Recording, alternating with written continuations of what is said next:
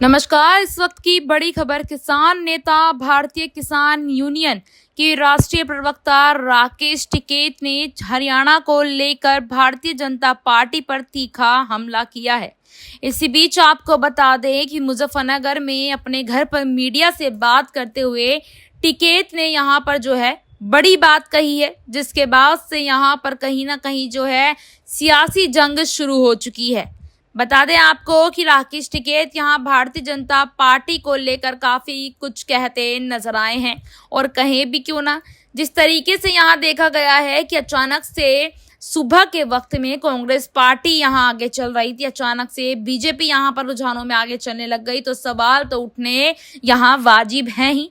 बता दें आपको कि यहां पर हरियाणा में जनता सरकार से नाराज थी, लेकिन इसके बावजूद अगर बीजेपी फिर से सत्ता में आ जाती है तो इसका मतलब है कि देश गड्ढे में जाएगा और पूरा का पूरा देश एक दिन बिक जाएगा। टिकैत ने कहा कि राजनीति का जो मकड़जाल है वह हमारी समझ से बाहर है। जनता नाराज है, लेकिन फिर भी सरकार उन्हीं की बन रही है। हमें तो नहीं लगता कि जनता ने उन्हें वोट किया होगा, लेकिन चुनाव में कुछ न कुछ घालमेल जरूर किया गया है। उनका इशारा चुनाव में धांधली और ईवीएम जैसी अन्य संभावित गड़बड़ियों की ओर था। राकेश टिकैत ने बीजेपी सरकार पर किसानों के साथ अत्याचार करने का आरोप भी लगाया। उन्होंने कहा कि किसानों पर लाठियां चलाई गई, किसान आंदोलन के दौरान शहीद हुए, लेकिन इसके बावजूद बीजेपी चुनावी गणित में आगे बढ़ रही है। उन्होंने ये भी कहा कि सरकार के पास चुनाव जीतने के कई तरीके होते हैं, चाहे वह ईवीएम हो, पर्चे कैंसिल करना हो या फिर लोगों को आपस में बांटकर चुनावी लाभ उठाना क्यों ना हो। टिकैत ने किसानों की दुर्दशा, देश में रोजगार की कमी को लेकर चिंता जताई। किसान अपनी जमीन बेचने के लिए संघर्ष कर रहे हैं, नौकरियां नहीं है, और इस स्थिति में भी अगर बीजेपी सत्ता में आती है तो इसका असर देश पर बहुत बुरा होगा। देश गड्ढे में जाएगा और पूरी तरह से बिक जाएगा। उन्होंने चेतावनी दे डाली है।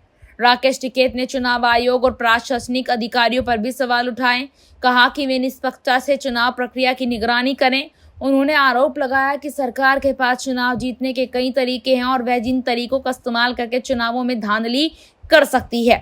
आपकी जानकारी के लिए बता दें कि जिस तरीके से हरियाणा में रुझानों में भारतीय जनता पार्टी आगे चलती नजर आई और बीजेपी जीतती नजर आई है, यहाँ पर सिर्फ राकेश टिकैत ही नहीं, विदेश के लोगों भी यहाँ पर काफी कुछ कहते नजर आ रहे हैं। बता दें आपको कि कई लोगों के बयान भी सामने आई हैं जो यहाँ पर चुनाव में धांधली को लेकर जानकारी देते नजर आए हैं। क्या आपको भी लगता है कि वाकई हरियाणा विधानसभा चुनाव में धांधली हुई है, ईवीएम को हैक किया गया है? तो कमेंट सेक्शन में अपनी राय हमें साझा जरूर करें। धन्यवाद।